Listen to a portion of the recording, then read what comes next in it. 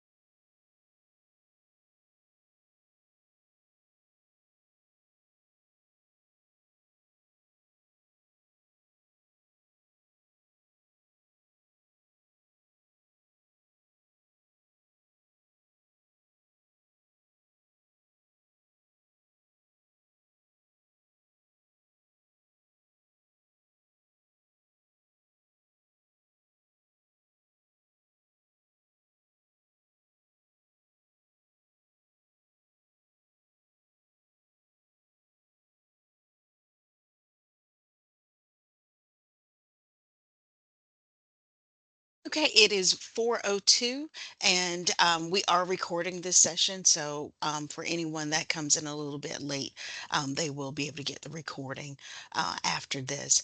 Good afternoon. I'm Karen McPherson, Section Chief for the North Carolina Department of Public Instruction, Office of Career and Technical Education. I specialize in curriculum and assessment, and I'll let my colleague introduce herself. Hi, I'm Lori Hurley. I'm the curriculum development consultant, and I work very closely with Karen and all the program area consultants as they are acquiring and working on the curriculums that you use every day. So Lori and I have spent quite a few months looking at our curriculum acquisition process, and we presented to the CTE directors back in the fall. Just a couple of weeks ago, we presented to CIMCs at the CIMC conference. And today we wanted our target audience for this presentation to be teachers, because we wanted to make sure that information concerning curriculum and our assessments will are getting filtered to the teachers and have teachers get the opportunity to ask questions. So today's presentation is a high level overview of this information.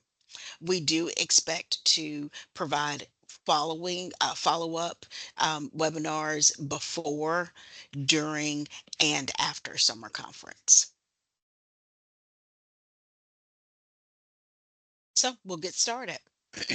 So today, our objectives today, by the end of this presentation, you will understand our new curriculum acquisition model.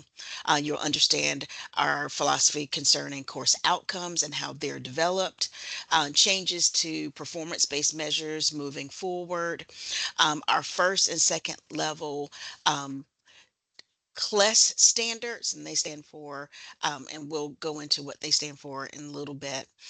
We'll look at courses for school year 25-26 that will have a new CTE state assessment. And then lastly, we'll discuss the importance of feedback during pilot and field test years.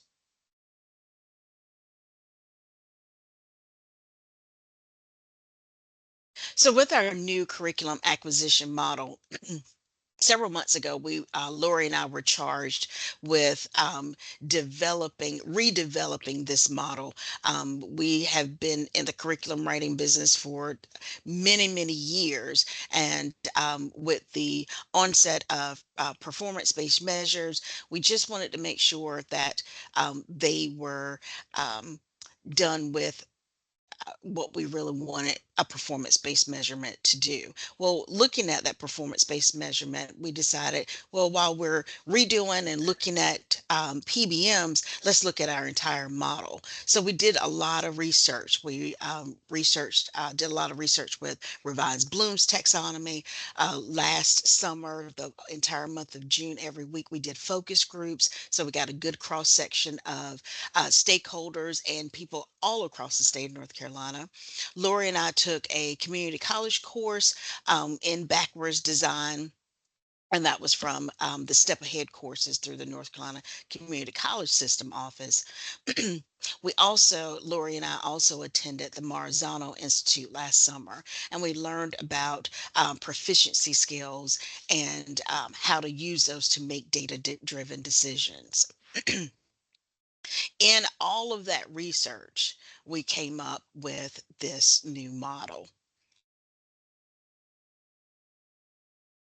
All right, so as Karen said, this new curriculum acquisition model is really a culmination of the research that we did, and it led us to think about curriculum acquisition in terms of a series of questions in a particular order that we needed to answer. So we would start out with the question, what should students know and or be able to do by the end of this course?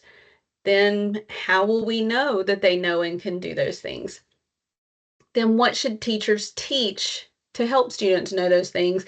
And then how is it scaffolded? So some more details about how that's done.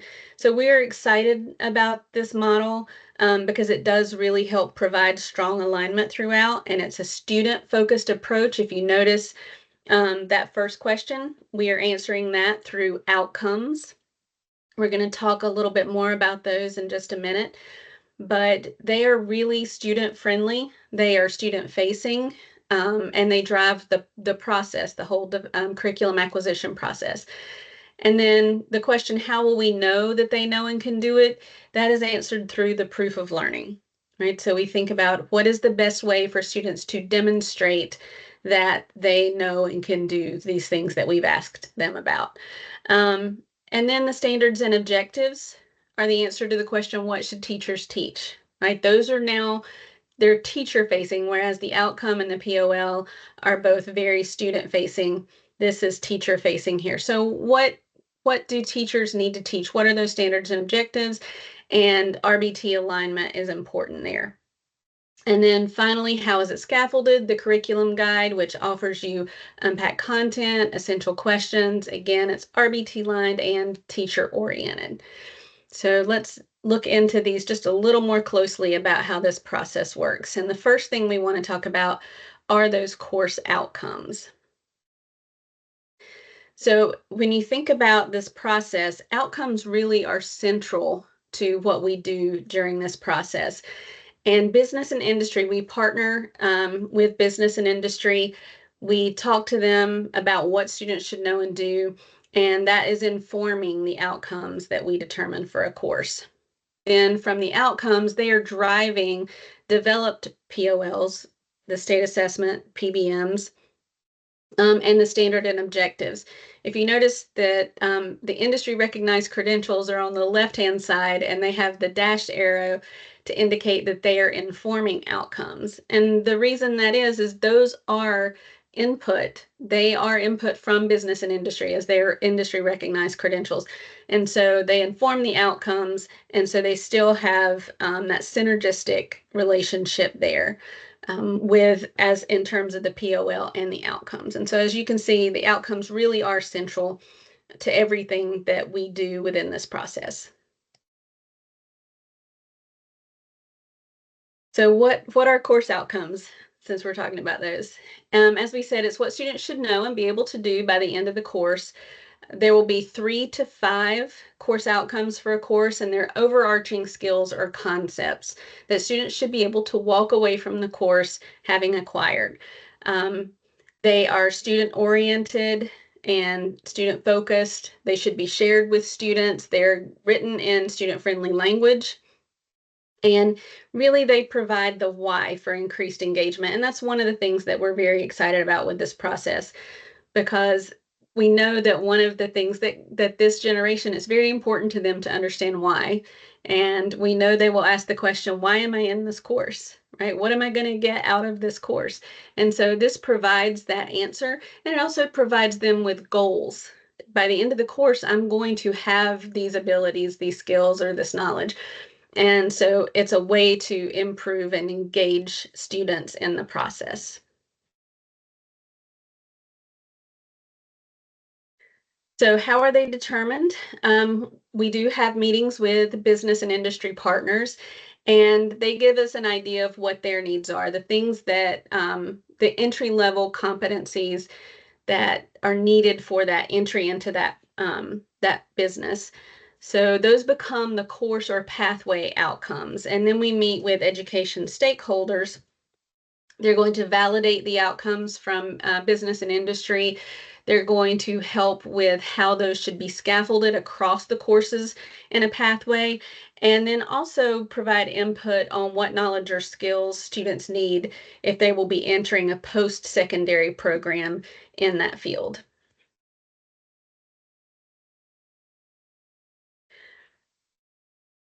So we scaffold then the third thing that we do with the outcomes, once we have that information from our stakeholders, we are going to work to scaffold those outcomes throughout the pathway. So by the time a student completes the pathway, they should have the knowledge and skills that are required for those entry-level jobs into a career field or to enter a post-secondary program. And like I said before, that will be 3 to 5 outcomes per course. So you may achieve some of the business and industry outcomes in the first level course. It may take the second level course. Some of the outcomes in a first level course may be what you need to be successful in the second level course. But across the pathway, students will come out with the skills and knowledge that industry has indicated is important for them to have. So as I mentioned earlier, a little bit about if the credential is the POL. So when we have that situation, then the outcomes are going to be based on what students are expected to know and be able to do to attain that credential. And as I mentioned, this is because the credential is what business and industry is saying that they are looking for, that it is meaningful to them that someone come in to their industry with this credential. So in this case, we will be looking at exam objectives and study guides and seeking input from those who have the credential already to drive what those outcomes are, to inform what those outcomes are.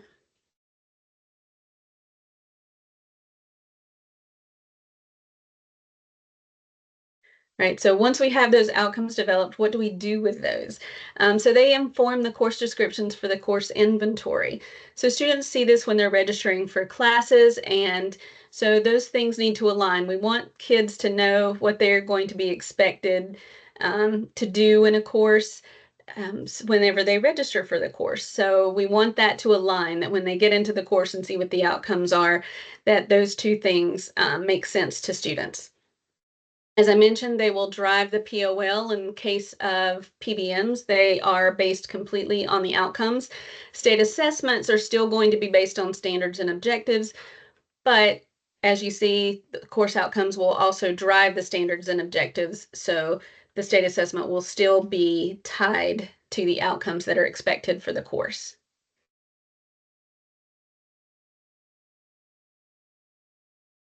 So just to look a little bit then at how outcomes impact the standards and objectives. Here's an example of an outcome for a course. The fashion, we're looking at the fashion and textiles one fundamentals course. It's coming out for this year for fall 25. And when we were working on that, one of the outcomes, this is not the exact outcome, but as we were working on it, was to sew a quality garment. So thinking about that as the outcome, then we had to break down, so what are the knowledge and skills required to reach that outcome? So what do teachers need to teach students in order to get them to a point where they can sew a quality garment? So some of the brainstorming that was thrown out was they've got to know how to thread a sewing machine, to operate it, to identify and use appropriate tools, to be able to identify which seam to use and sew it correctly, and to be able to use techniques to make that seam lie flat, to choose and attach the appropriate fasteners, to sew a hem, to sew a casing, to choose a pattern and appropriate materials, and then follow that pattern. So lots and lots of knowledge and skills needed to reach that outcome. So once those are laid out, then they can be grouped into larger concepts. So for example, the ones that you see underlined there: identify a need, then choose and sew appropriate seams correctly, and seam finishes, and make the seam lie flat. So all of that could be combined into a standard or an objective for the course. And so that might look like this. The standard may be apply techniques to sew appropriate good quality seams, and the objectives could be understand seam types and seam finishes, apply techniques to sew common seams and finishes, and then apply techniques to reduce bulk and seams. And again, I will stress this is an example. This is not what is in the final course that will be coming out in the fall for any of my fashion teachers out there. And then finally, after we have laid out the standards and objectives, what teachers will teach, then we look at scaffolding that. So breaking those down into the essential questions and the unpacked content that you are used to seeing in your curriculum guides.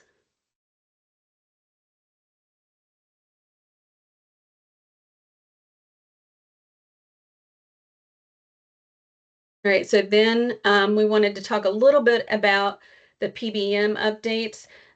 As we've talked about before, the state assessment and the credential, the format for those is not really changing with our new model, but the PBM is changing. So that's going to look a little different to you. So we wanted to give you a little bit of an update about that. Thanks, Lori. Had a few technical difficulties, so thank you for jumping in there. But when we're looking at our PBMs, one of the things that we learned from the Marzano conference was the idea of a proficiency scale. Some of the benefits of those proficiency scales will help increase student engagements, because students will know what is expected and they'll see their progression. So if you see on the screen, the progression starts at the beginning level, and that indicates initial work toward foundational skills. So you have it beginning, foundational, developing, proficient, and advanced. Those foundational skills, those are what defines those essential knowledge and skills needed to advance. So just like the example that Lori showed before, talking about course outcomes, when consultants are looking at what should be in that proficiency scale, it should be those essential knowledge and skills, those foundational skills. Developing recognizes the progress between foundational and proficient.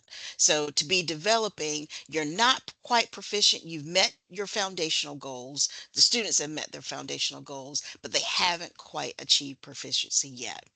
And then proficient, that's the target. That defines in that proficiency section, that defines the target knowledge and skills expected for all students.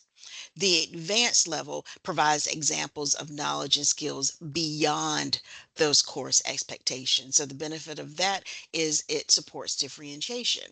Um, and with proficiency skills, now we're focusing on what students learn rather than just focus on a grade. It provides an opportunity to give some effective feedback. These proficiency skills can be used throughout the semester as concepts and skills are taught. Students can actually track their own progress. This can lead to student-led conferences. Teachers can see where students need more support with these proficiency skills. And we're going to evaluate proficiency based on the PBM. So I want to give you an example. So this is an example. Before we did the pause on PBMs, this is an example of one of the components for IT 11 Automotive Service Fundamentals. The component for this particular PBM was to inspect exterior lights. So you see the task, and with each task, the teacher would assess the or evaluate the points that the student should earn based on the task scoring at the bottom. They would date it, and then the instructor would sign off. uh, and this was okay, but when we applied a proficiency scale to this, we got a lot more information out of this particular task. So this is an example of that new model. So looking at the beginning, they attempted the task, but they haven't quite met those foundational requirements. The foundational requirement is that they follow the safety practices, that they gather the appropriate equipment and resources. They correctly record the basic information on a repair order. They properly clean their area and prepare the vehicle for delivery. And they successfully complete um, those proficient tasks, but they do it with prompting and instruction. And I've given you some examples of what prompting means and what instruction is. A prompt would be, what step comes next? Do you have everything you need? Instruction is, find the right make and model in the book, or you're using a tool. And the developing, I talked about this earlier, developing is showing that progression. They've met all the foundational requirements, but they haven't quite achieved proficient. And the target is that proficient area. So it meets all foundational requirements and completes the following tasks successfully, requiring no more than two prompts, but no instruction.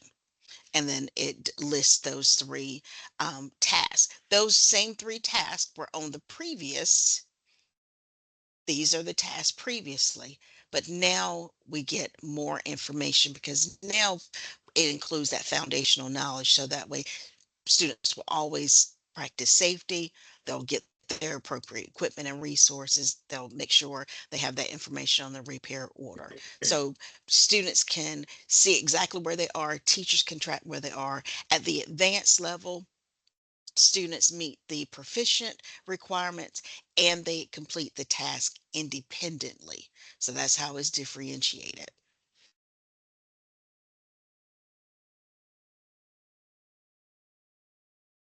And so here's an example of what the components will look like in the PBM. So you will notice this has the title of the course and it lists the outcomes that relate to the specific component. So throughout the entire course and in the PBM, the outcomes are being related to what students are working on. So again, goes back to that engagement and answering that why question for students.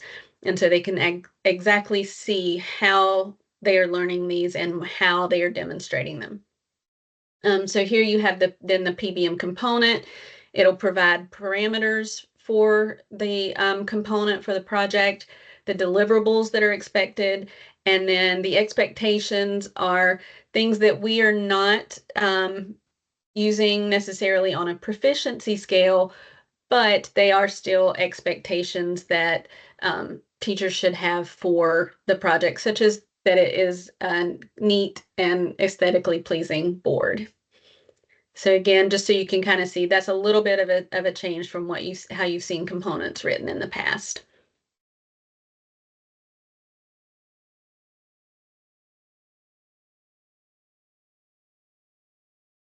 All right, so the Tell, curriculum, sorry, Garen, no, the go ahead.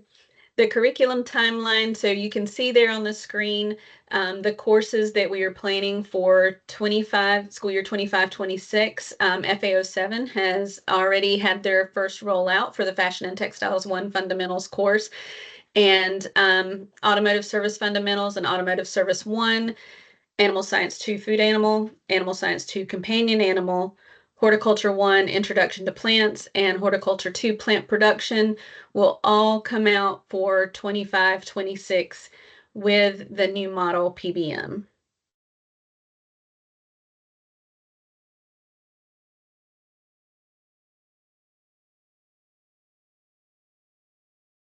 think you skipped one.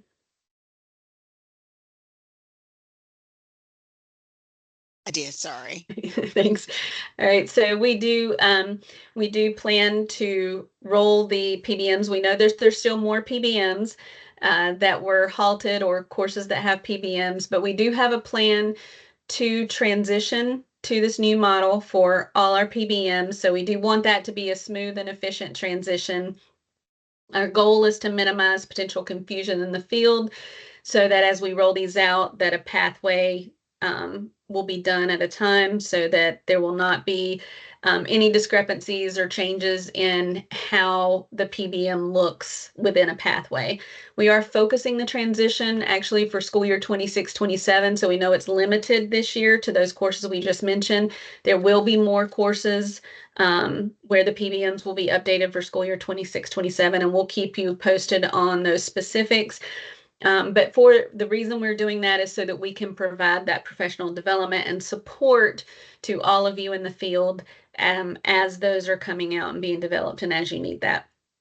And also, this allows us to support some of the accessibility efforts that we are using right now to make our curriculums meet the accessibility requirements.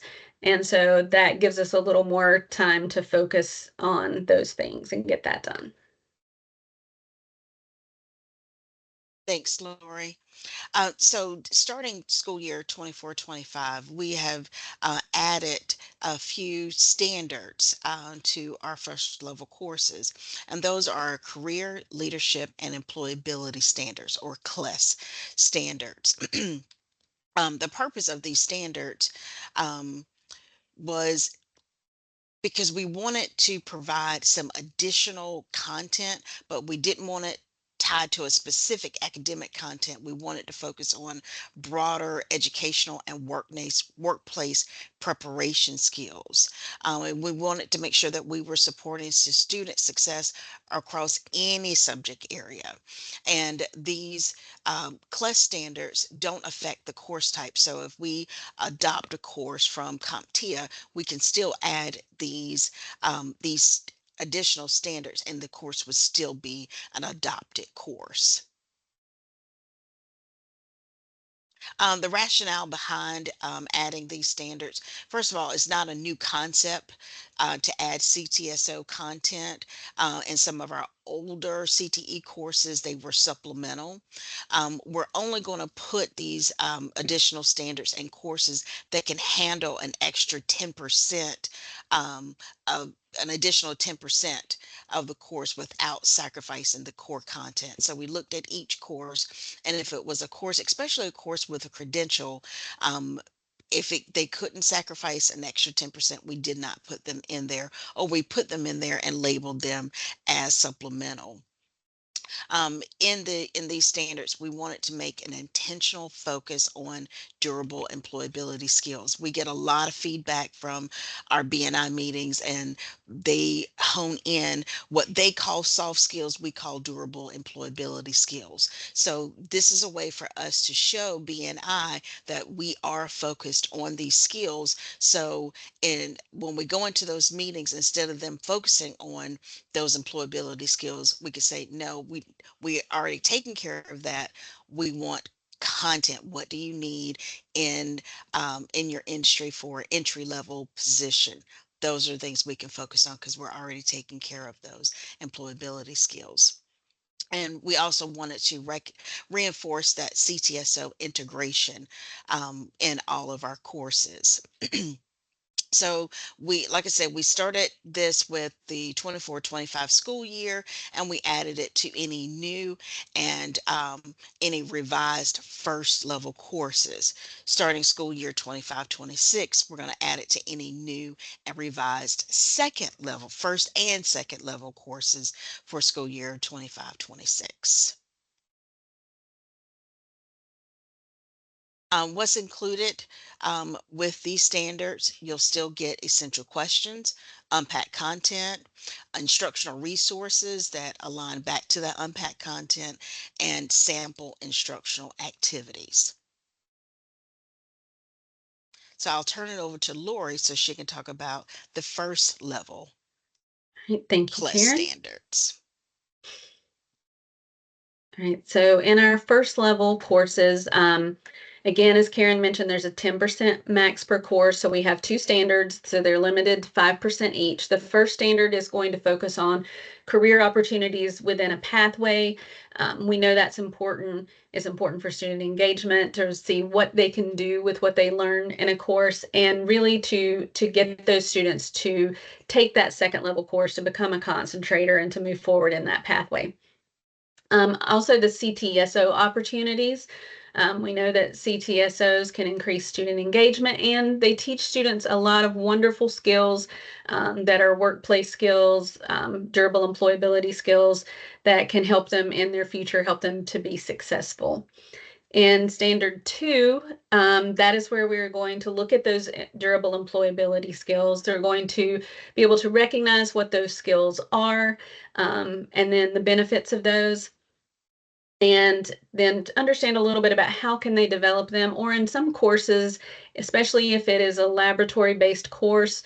So for example, where they're learning to sew, they're in the sewing lab, maybe a woodworking lab, construction, masonry, things like that, where they are actually going to be out there working on projects, doing things like that. Then they can actually apply some of those durable employability skills in that setting. We do have them at the standard and the objective level. So if the course is at the standard level only, as is the case in some of the adopted courses, then the class will be written at the standard level as well. If the course is written at the standard and objective level, then the class will be as well, for those standards.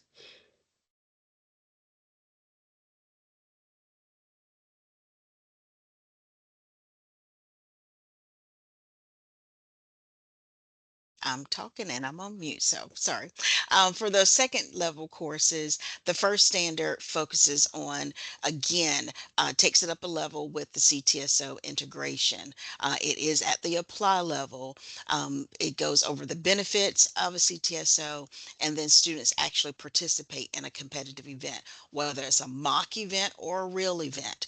And at the end of that competitive event, they do a self reflection about that event. Students can choose what events they want to do.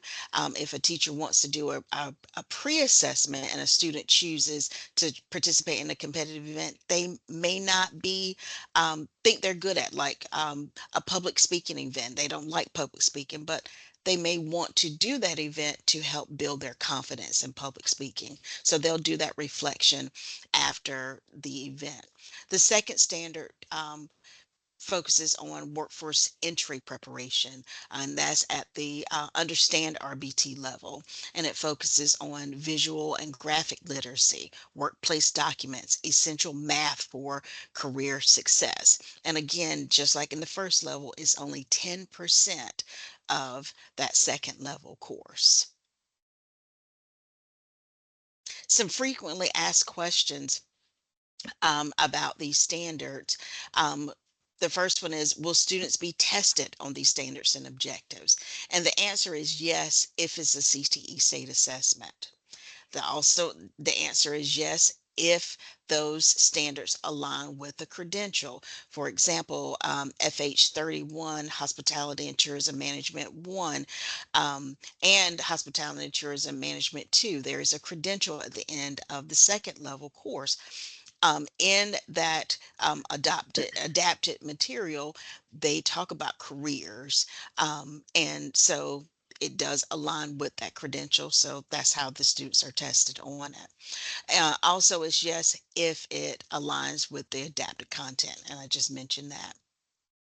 So, what happens if a student takes more than one first or second level course? Will the information be redundant? We try to make the standards and objective broad, and we want teachers to have the discretion for those instructional activities. And because we didn't want that cookie cutter type of curriculum. Teachers have flexibility in their teaching methods, the strategies. I encourage teachers to utilize the advanced learning indicators as kind of a segue into extension, depth, and complexity. Um, enrichment, all of those advanced learning indicators, incorporate those in your lesson plans. There are 3 courses for 25-26 that will be CTE state assessments, and that is AA 21 Animal Science 1, BB 30 Business Law and Ethics 1, and CS 10 Introduction to Computer Science.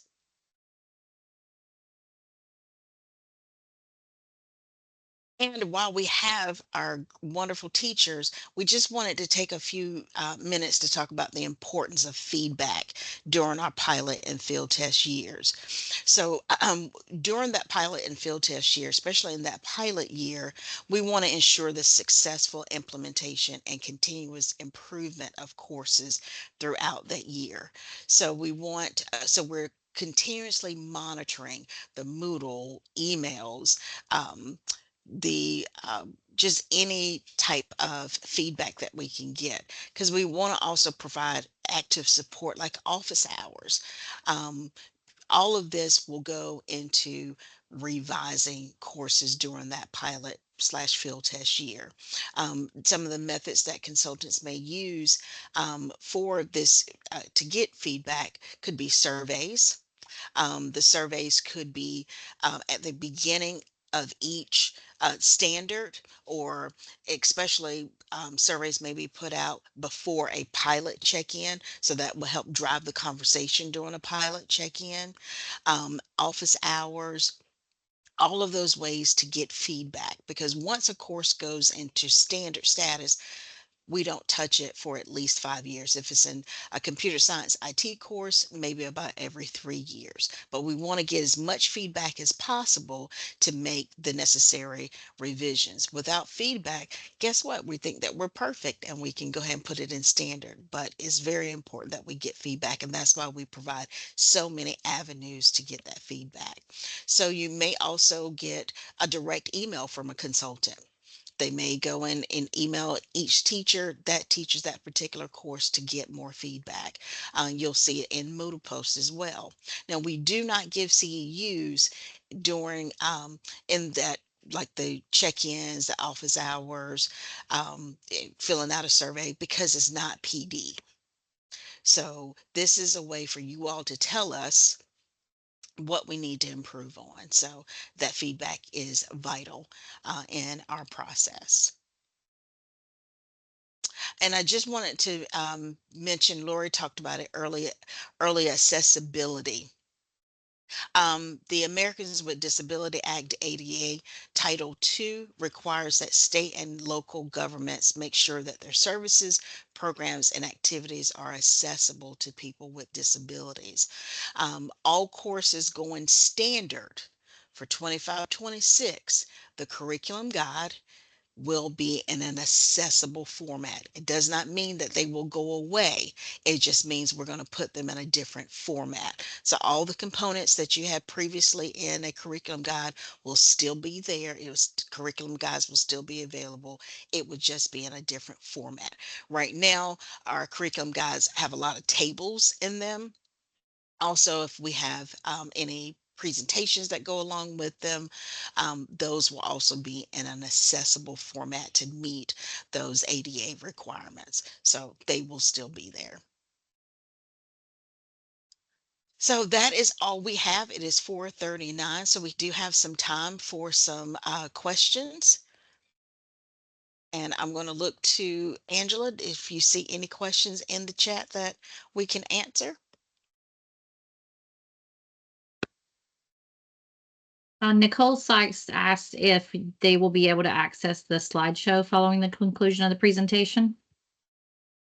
Yes, I will post a Q&A form. So if you think of any questions after this, I will post that along with a Moodle post with the slides and the recording, and I will have all of the consultants to put it on their respective Moodle PLCs. Okay, and then there was another question by Joanne Honeycutt. I understand that the students must show proficiency on all PBM tasks in order to be proficient overall. Can that be reconsidered? It seems like a higher standard than either the credential or the state assessment, where students may not master all individual standards, but overall show command of the course. And Lori, I think we discussed this a little earlier today in regards to another course. Right. And really here it's not an apples to apples comparison between the PBM and the state assessment or a credential. In the PBM with the proficiency scales, in that case, students know from the beginning what the expectations are, what their goal is for meeting proficiency, and they have multiple opportunities throughout the course for demonstrating that proficiency. And when they haven't yet met it, they know exactly what specific skills or knowledge they need to work on to be proficient, and so does the teacher, so that they can provide that support to that student. And that is a lot different from a state assessment, where they have one opportunity to show what they know and can do. And the same thing with a credential. They may have an opportunity to retake a credential, but not with the same level of specificity and knowledge about exactly what is needed as they have with proficiency scales in a PBM. And when they're written, the proficiency scales are written with the understanding of, this is what is expected, what should be proficient for students in this course. So we do keep that in mind, that they're high school students, and when we specify that knowledge and those skills, we are cognizant of what is realistic to expect of them.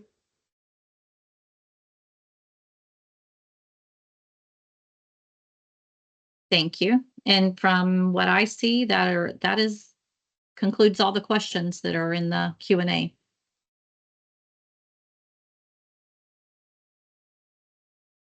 Okay, well, we were scheduled to end at 5, but it is 4:42. And if there's no other questions, we'll go ahead and end now and give you 15 minutes back of your time.